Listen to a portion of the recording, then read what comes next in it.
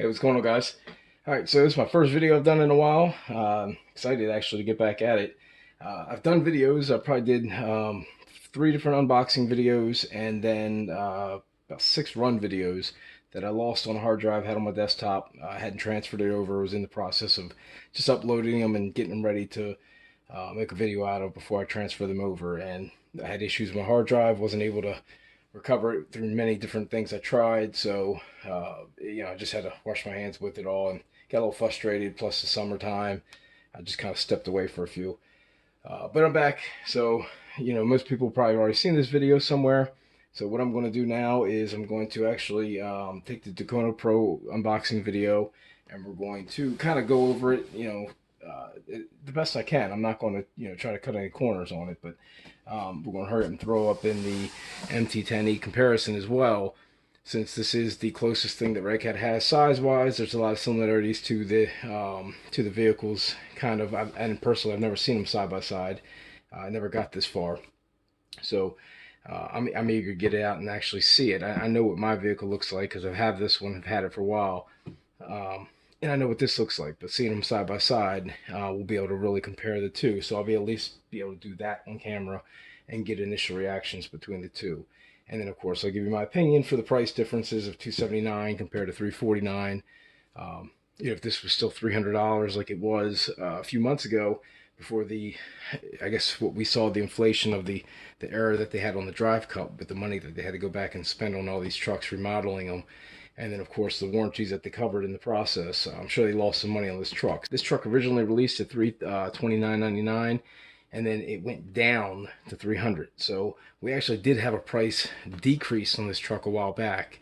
And then, of course, it went back up now. So we've got the full effect of back where it would have been at, basically, with inflation anyway. So, but that creates more of a separation between the two vehicles, and it's going to make us take a deeper look at the Dukono anyway, as far as just basically overall comparisons and is it worth the extra money. And again, there's bundles and things like that I'll have up for both vehicles that will save you money overall. When you're adding a battery or something like that, you're going to save a lot of money versus buying the truck and battery elsewhere. So take a look at that stuff. All the links are in the description for that, and I'm going to go ahead and get started. So we'll get them Dukono open first, and then we'll take a look at the MT10E coming in later. Alright, so here it is. This is how it comes packaged. Usually they don't have the box like some of the Redcats have that have the remote in it separately. Just sitting in this little crate down there. I guess it doesn't move around too much. This seems like it comes to it a little bit more. But yeah, I'm assuming this one's strapped. The one I did before wasn't strapped down. I was going to say, I'm assuming it would have to be strapped down. That's right, these were, it was broken on the one I did for the original unboxing, so this thing ain't going nowhere in the box. That's good. Alright, go ahead and yank this thing out. We'll take a look at it a little closer. Alright, so here it is. It's a fairly attractive truck, man. I mean, it reminds me a lot of the MT10E, which of course I guess it would. It's a lot lighter. I mean, I can pick the whole thing up from the rear with no battery in it. And the suspension on this thing is very weak right now, so it's springy, but doesn't take much at all to lower it, so it's going to squat as soon as you pull that trigger. So I definitely recommend going a little bit thicker on the shock oil out the gate if you buy one of these. First upgrade, hands down, from what I've seen. Just a little bit thicker, I think, is what it's going to need, especially if you're going to be taking this thing and trying to jump it and doing some stuff with it. I really like the tires. The tires on this truck, man, have a really good feel. The tread feels really good. They're soft a little bit on the sides. They're probably going to balloon up like a 3S or something like that. Not good for pavement, but definitely for off-road, they're going to do really good. And they're actually, when I took these off, I didn't get a chance to play around with other vehicles and all, like the Blackout and Caldera and things like that, but I'm betting I'm going to really like these tires as well on those models, and it might even replace my upgrade tires that I sell for them on my website, or at least give another option. I got to check the pricing on these, buying them individually, but these definitely have a good feel, and I'm sure they're going to look really good on the Blackout SUV and Calderas and things like that. So probably even the MT10E if you're already got the 12mm hex and just want to change up and get some different tires. But All right, so let's we'll go ahead and get the body off. We'll take a look at the hub and the tire a little bit more when we go to pull that off.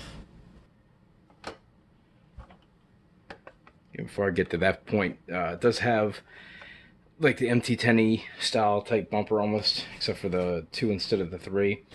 But it is much weaker bumper. It does have a lot of play and flex. Hopefully T-Bone or somebody will come out with something on this, at least to make it a little bit more durable, because I knew they are making some aluminum parts for some of the stuff on this truck, which I feel is going to need it.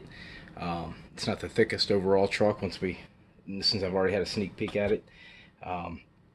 But you know, the aluminum parts that come for it, since I'm pretty sure this is an HSP branded vehicle, just because it's got a lot of the characteristics of a lot of the models, and the aluminum that's coming with it, it seems like it's a full truck option, which is good for anybody who wants to upgrade. But so taking a look, the bumper itself, I mean, the body's decent, you know, nothing feels like a blackout body, a little bit thicker maybe the upgraded blackout bodies that they made after I guess all the other ones were splitting from the original. But they did make a nice decent one, and this feels kind of like that.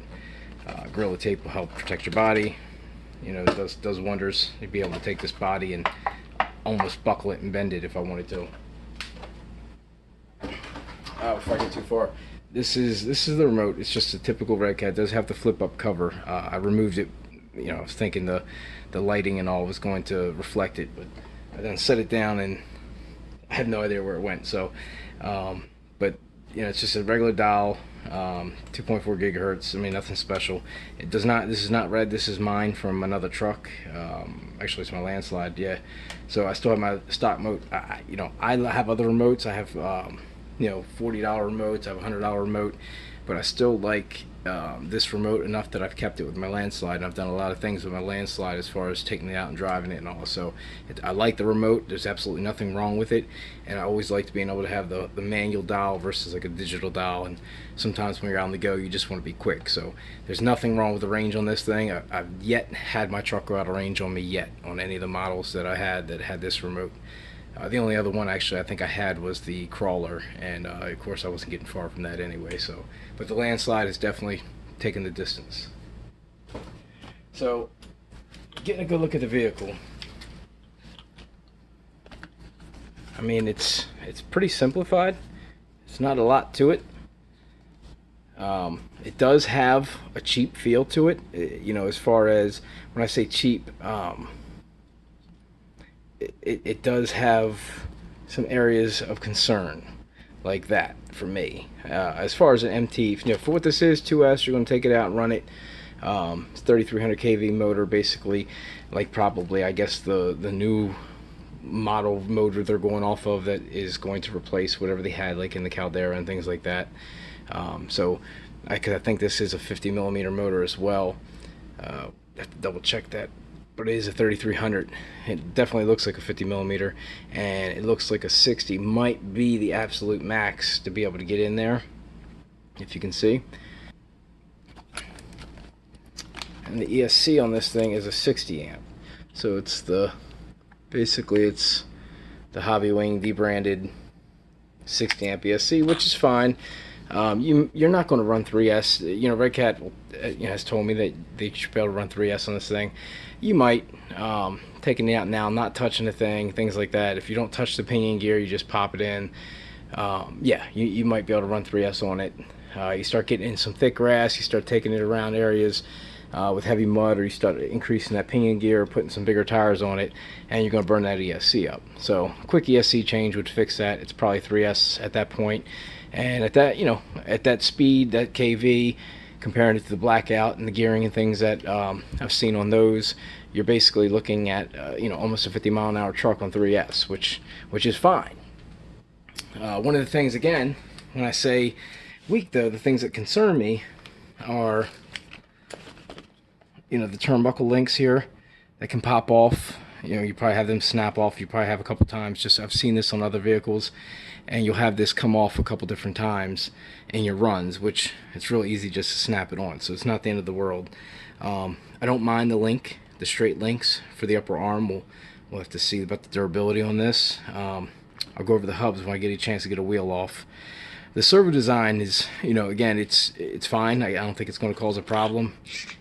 It moves nice and good. It's got the 15 kg on it. You know, I was curious about the design being up top like that. I've never seen any of them that go in and out like that, but it seems to steer fine. I mean, it doesn't seem to be an issue at all. So it's just a real compact, stock standard size 2S battery, but it's a real compact design. Like I said, there's not much to this truck, which isn't a bad thing. It feels real light.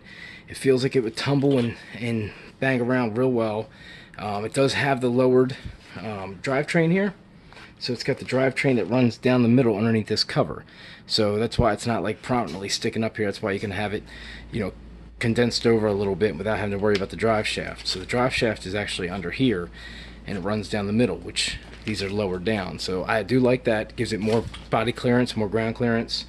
The chassis does have a really solid feel, which as one piece of plastic should, I guess. And the spur and pinion gear on this thing, I have to get you the specs on that. I might post them in the comments. But it's a smaller setup, and I think it's a mod 0.6. But don't quote me on that. I never did look it up from the other one yet. I was going to do that when I was editing and haven't never got that point. So I'll do that when I do it this time. Body posts have a really good solid feel. They're basic. They just connect right here to this tower. And they have the two little posts, which if you want to put like an SUV body or something like that on it, these are the best kind to have, because there are so many different, like even the HSP longer ones that you can put for the rear if you want to do something different with the body on this on the front or rear. The shocks are plastic body shocks with plastic tops as well.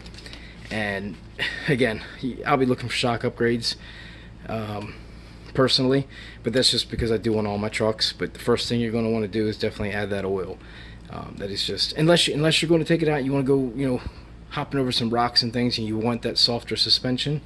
But if you're looking for going out and bashing this thing, man, it's got some nice reflex, but it's, to me, it's just too soft. Again, that's a preference though, so don't hold me to that, and don't, you know, make your own decision once you get it, I guess. But you will do a lot of that squatting. So in the wheelie bar, you're not going to do too much on 2S unless you get in the grass every once in a while. You might pop up. On 3S though, you're definitely going to have the burst back. You're definitely going to want that wheelie bar. It is a little bit adjustable. You can only have one more spot down, I think, and that'll give you just where it keeps it from leaning too far back. You know, it's your option. Some people put it up more and want to do flips and things and not have it in the way. But this, I like the suspension. If this was something I was going to be taking out and going, you know, over different levels of terrain, not really bashing it, keeping it on 2S and playing around with it. But I just don't like it for, definitely don't hit no ramps or jumps with this thing, with the suspension like this. Even though, I mean, it's not the end of the world, but it's just going to be bottoming out at that point. So the fact that these are raised up, it's not going to affect anything down here. It is plastic. I'm sure, hopefully, with some of the parts that are listed, that all this stuff can be made in aluminum, which would be a huge upgrade. Even just these three pieces. Of course, I don't know if I want aluminum. I don't know if I want aluminum bumper support here, but it needs something, because that to me is just too much. Now again,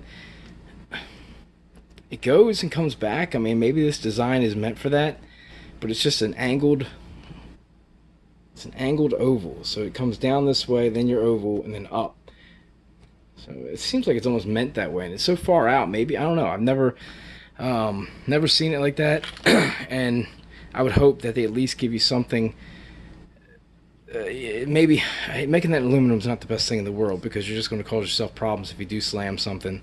But maybe something out of a harder material, or with maybe like a spring design system in here, would take some recoil of power and then also push it back out without affecting it, allowing these pieces to be in aluminum and not affect anything. So again, you wouldn't need anything aluminum in the rear. I wouldn't do the arms on the lower. They feel fine. They're probably a little bit thinner than the MT10E arms, so I expect that you would break these. It does look like it's very simple to replace, as far as removing this stuff here, popping this off, and the two screws which are accessible right there, and your whole front skid's going to come off, kind of like the MT10E. And then you can see your hinge pin holders and placements there with your E-clips, and then that should just pull out, replace the arm. So the shafts on this thing are, you know, a little thin for me as well. I was talking about, you know, the thickness and things of these and the way they pop on, but the shafts themselves are also pretty thin, you know. Again, it's a downside to me. It's not a, you know, complete killer, because as long as the drive cups and everything hold up, you know, you get yourself a decent vehicle usually. But you know, I get a lot of bent drive shafts out of my old Caldera and Blackout, so I imagine with certain impacts, although this does have way more range of travel than either one of those trucks did, yeah, I would still worry about that over time. But again, it's something to keep an eye on. I don't think they're very expensive. So again, nothing on this truck is hugely overpriced, which it puts in a very good value. And it's, to be honest with you, it's not even fair to do the MT10E comparison to it, other than they're very similar trucks. And basically it's showing you, do you want, you know, the upgraded model of this, because there is a downgraded, but that would be the most comparable thing to the MT10E for the price jump difference. There's nothing else in the 1/10 class, maybe than the Terramoto 10, but they aren't as similar as size. Terramoto 10 is a little larger, 17 millimeter, completely different chassis style, whereas this is so much more similar. So that's why we're doing this comparison. But I mean, that's pretty much it. I mean, for this, I'm going to go ahead and we're going to take the tire off and do a look at it, but that's pretty much going over the truck. It feels, for my Redcat people, it feels better than a Blackout for sure. It feels better than a Volcano. It's designed better than a Caldera. So I'm going to say this probably is the best as far as out the box, you know, because all the other ones had their issues as well. Caldera was probably being the beefiest as far as the arms go, but Volcano, there's things about that coming out the box I don't like. The Blackout is a lot thinner and has a weaker chassis. That does not look like it's going to be the case on this truck, where the Blackout chassis comes up to here, and it was split in here because people banged out in the front. So this has a separate piece, kind of like the MT10E, that extends out to the front. So a hard smash in the front should disconnect from the chassis, allowing you to replace just the back or front or rear pieces as you need it. So again, that's a bonus that I see over those models just out the box. So I like the tires better than any Redcat that's out in the 1/10 scale, including those three vehicles. MT10E, I actually like these tires better than the MT10E. I like the tread pattern better personally, but that's more of a preference. But I do like the feel. The MT10E tires are pretty soft. So these have a soft squishiness on the side a little bit, but that tread's nice and hard and tight. So just the feel of these, I like these better than any of the 1/10 vehicles, with the exception of the MT10E. I'm sorry, with the exception of the Terramoto 10, which are 17 millimeter, and I really like those rims on that truck. So alright, that's where we're at with this. Great little truck for the price. The price I have it packaged with, and will through Black Friday and after the holidays and all, will be well worth checking it out, especially with the 2S or 3S. And again, remember guys, I might have a 3S up there, but you're going at your own risk based on the things I said, the different things you might want to do or change this thing. If you just want to plug and play and go, keep it on harder surfaces, things like that, 3S is probably going to be good. But you're probably going to blow that ESC if you start taking it out and grass, it's making it rub. But again, this thing's going to have a little more ride height than some of the other ones, which is definitely a lot. It's probably the most of any of the trucks as well, including the MT10E, which we'll find out here in a minute. So alright, let me get this MT10E out. We'll compare them side by side, and we'll see if we can notice anything huge for the money difference. Alright, so again, between the tires, this is probably about a 1/4 inch larger. I know they look like they're way bigger, but they're not. They're just more rounded in the top, whereas this is more of a flat top. But the tire sizes are very similar. Rim style is not even completely different, how they spoke out like that. But as far as the other trucks go, these are probably the best rim tire combo feeling that I've seen from the other models. And again, I really like that tread pattern. I think it's got a nice MT look to it.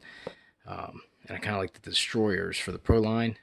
Did the video for the MT10E, and it had the destroyers on that, and that's kind of what these remind me of, only not as much, maybe almost like stretched out destroyers, but they have that softer feel. That's what they kind of feel like to me. So, but again, they're nowhere near as soft as what this is.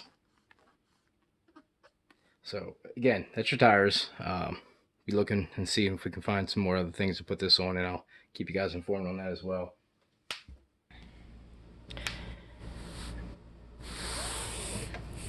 So it is a little bit more ride height than the MT10E, not by much, and the middle chassis definitely sits up higher because of that raised section. So that's definitely got more ground clearance on that aspect.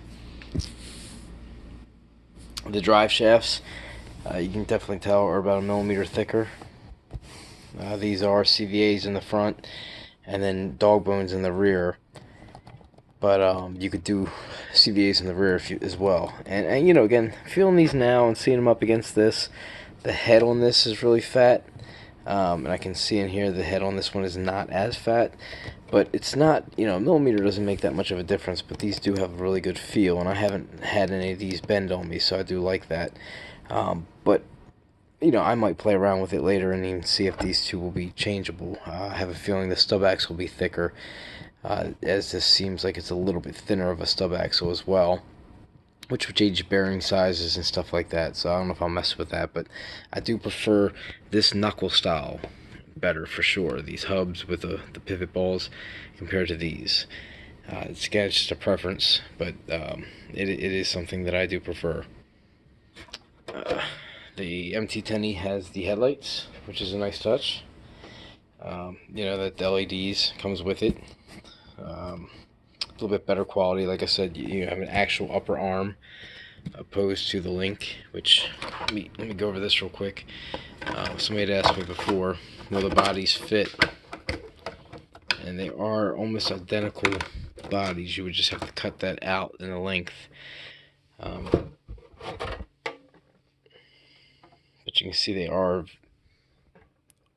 almost the same length. So this seems like it would fit, you know, perfectly fine on the MT10E if you just got it and did your own holes.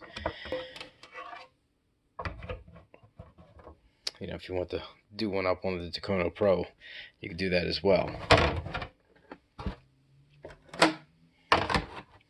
Alright, so getting into them, you start to really see the differences here and where the value is in the MT10E. So it's a 3655 motor compared to the 3652. It's the Savox 0231 servo, which I believe is about a 20K. And this is the 15 kg hex fly, which again, I've had good success with this servo over the years. I'm not going to complain about it. But it's a 15K, and this is a Savox. So the layout, you know, this gives you the pad on the bottom. This doesn't. No big deal. You can always put a pad there. You know, again, this one is very little space. Now this is 3655, but so is this. Very little space. If this was a 55, it would still be there. So it's, you do have a little bit more room here to play with because you got some budge. This one you don't. So you're stuck. You know, you cannot go anything more than 3660. What happens is when you go 3660, even when you turn this thing at the full potential, where's it at? See that right there? It can hit the motor. So anything more than that, it's going to hit the motor. So I have it on another video how to fix that, and you can shave the inside of the steering link on the bottom of this and prevent that from happening. And I have it done to mine as well.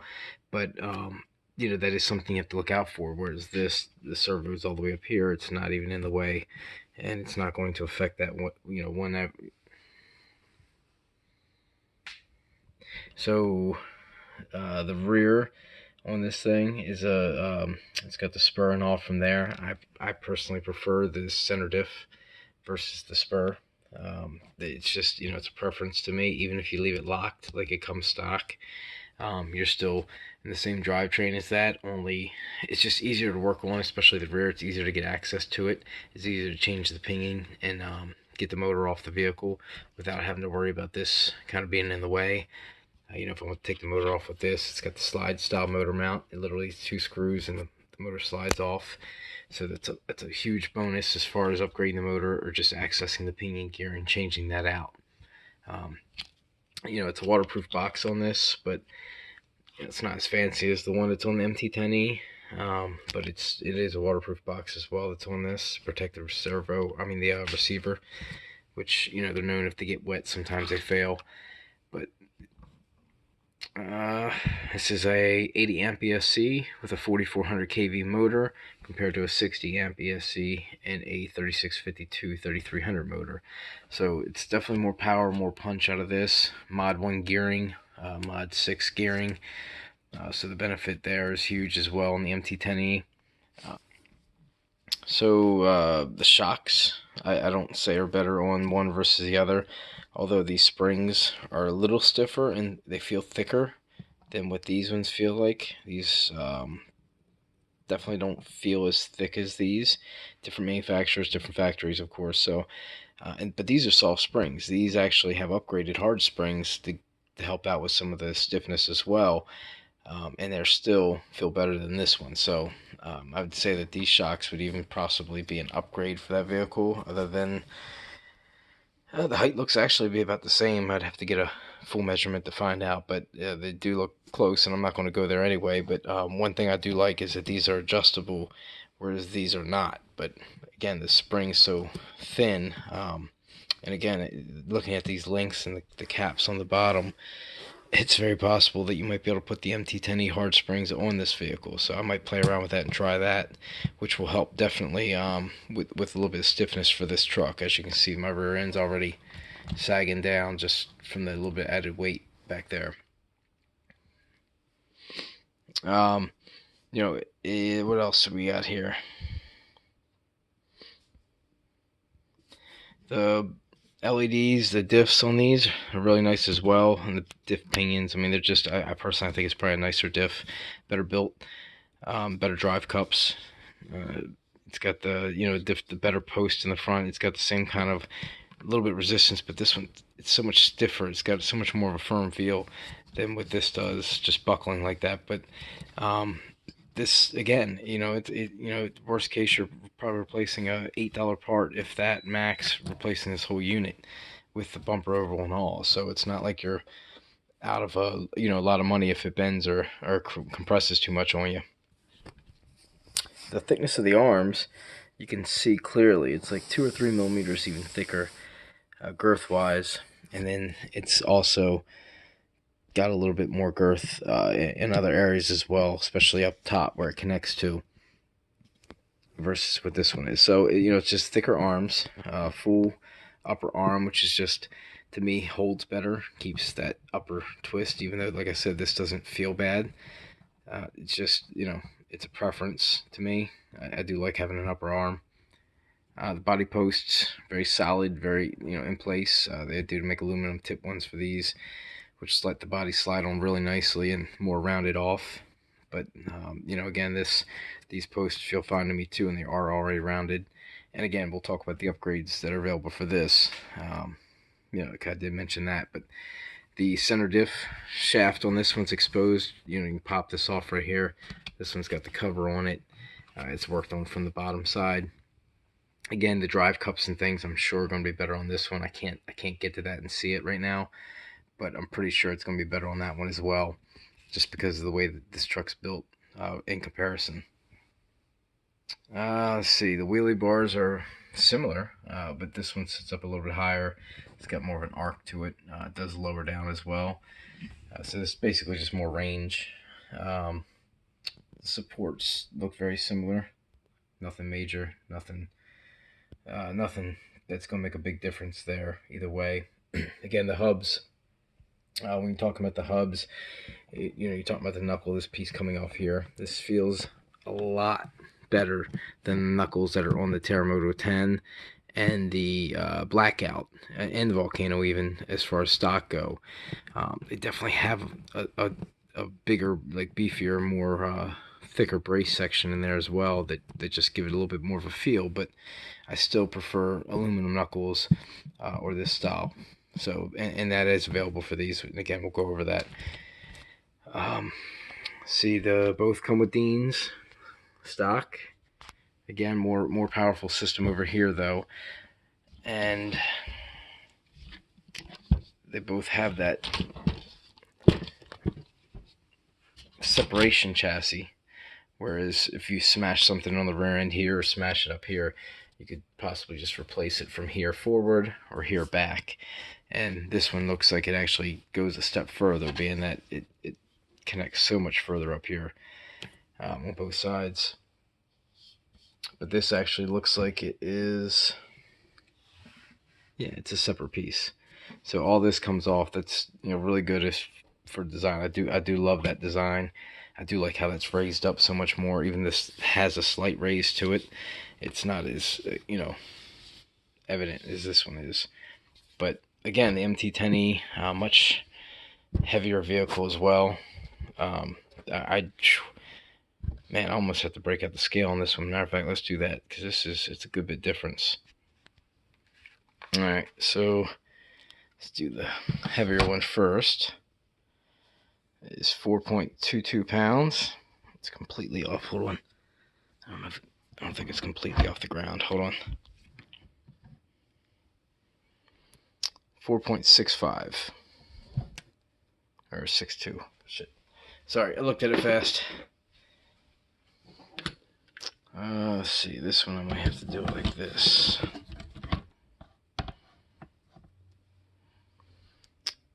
3.37. So yeah, I mean, about pound and a third heavier stock. All right, so let's talk upgrades real quick. Well, you know, wrap this video up. So the parts for this, as of this video, which is mid-October, are not out yet. So they're coming, but I'll go over the list real quick and let you know what it has versus, you know, what's available already for the MT10E. So they will have the aluminum center skid, which is this piece here. It will have, let's see here, do they have the front skid? I don't think they have the front and rear skid listed, which is kind of disappointing, actually, that they would only do that.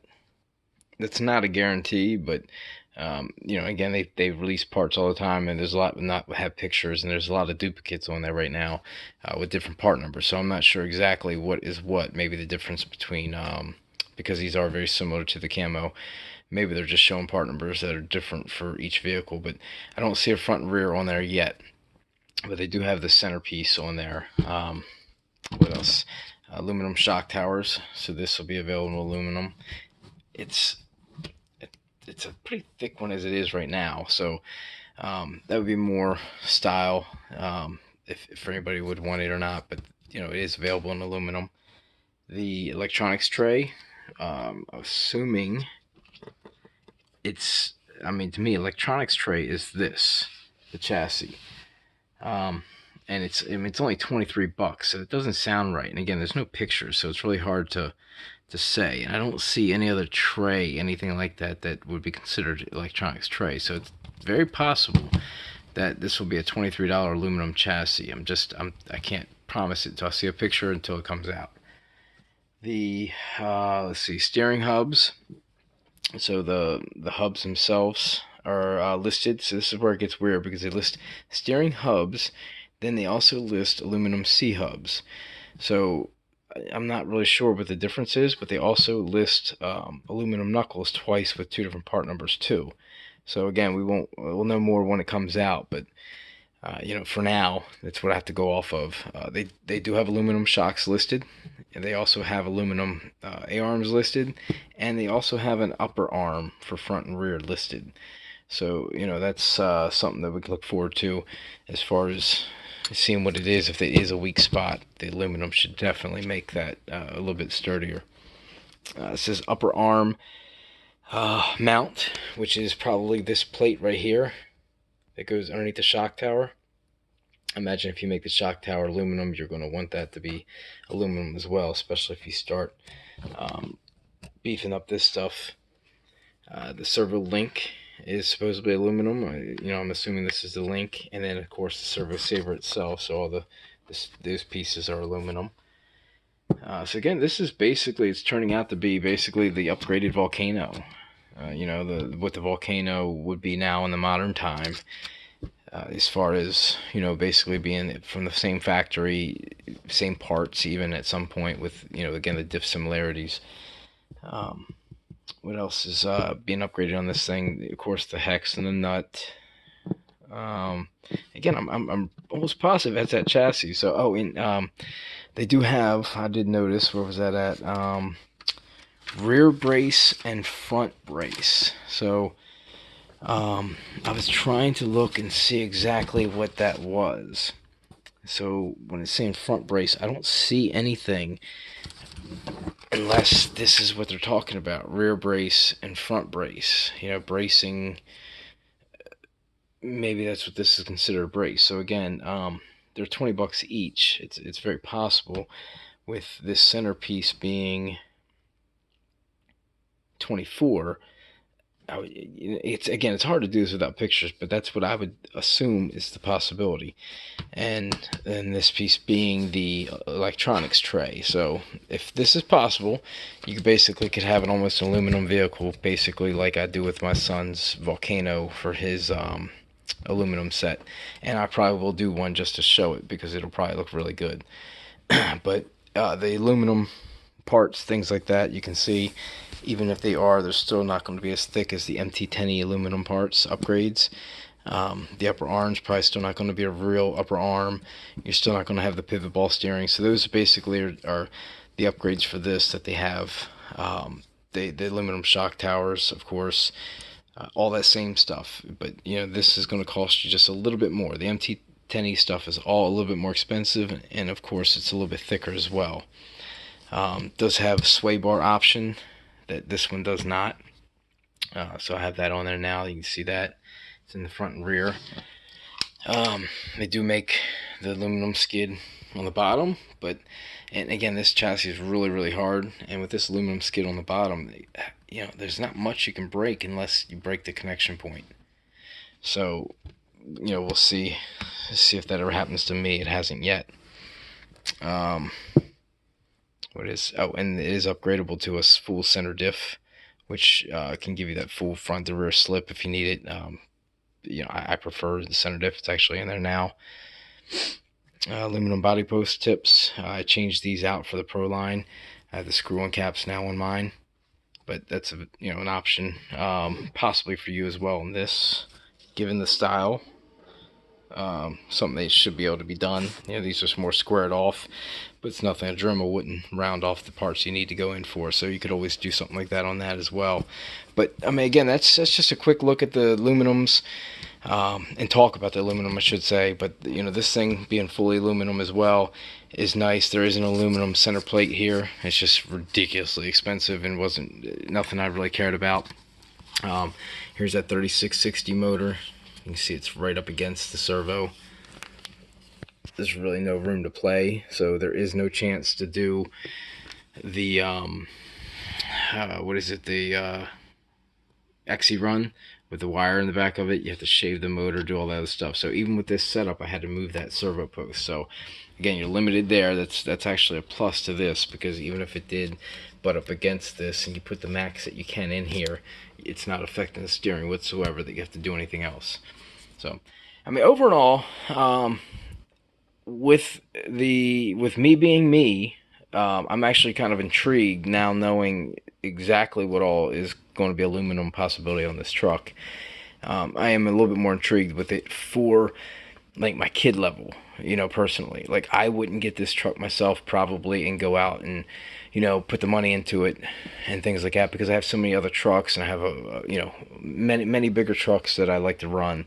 I just wouldn't take the time and effort to do that for myself. Now, this is, like I said, a great truck for my now 7-year-old. Would be perfect. He's got the MT10E also, though, so it's also a downgrade for him. My kids have been in it long enough where they're advanced, and I have the luxury to have the vehicles that I can let them do this.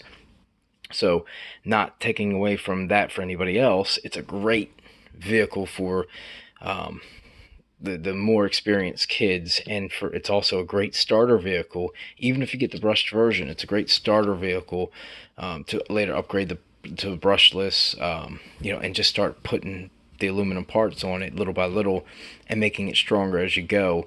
And then when you're done, you're going to end up with like what we have with the Volcano, and that's pretty much a solid little truck. And I think that this layout and everything about this is a little bit better than the Volcano layout. And I think when it's all said and done, in comparison, this is going to be a better truck overall.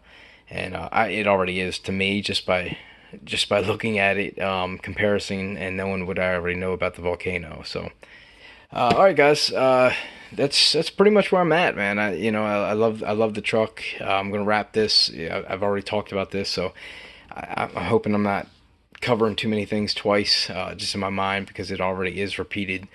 I can't tell if I'm doing that or not. So I'll try to edit the best I can, but I think I covered what I wanted to do, and that was just showing you that the MT10E, although the value is there and definitely worth the money that it is, the difference, this is not a bad truck for an entry level, replacing the Blackout, Volcano, and Caldera option of the Redcat lineup, if you're on the hook. So I mean, again, there's the XBE and the Caldera XB, things that you won't get out of this yet that would make you still buy those models, but for now, it is probably the better of the MTs. All right, well, that's like I said, that's it, guys, and I'm glad to be back. I'll hop on some other stuff. Again, the camo is very similar to this, but I'll get the camo out as well. We'll take a look at them. If people haven't already done them yet, I'll take a look and see what's out there. If there's a bunch of them already done, I'm just going to cover the same stuff as I did with this, with the upgrades and all, but we'll see. Maybe I'll pull it out and compare it to like the Blackout camo versus the short course or something. All right, guys, well, I appreciate the support. If you guys have any questions, drop me a comment, hit a like if this video was informing to you, and I'll keep doing more of them. Again, I'll definitely back in it now. I'm in a roll. I'll leave this setup up like this for now, and I might even bang out a couple while I have this up in a row, just because it's a pain in the butt to even get to this point sometimes. So, all right, guys, I look forward to talking some more.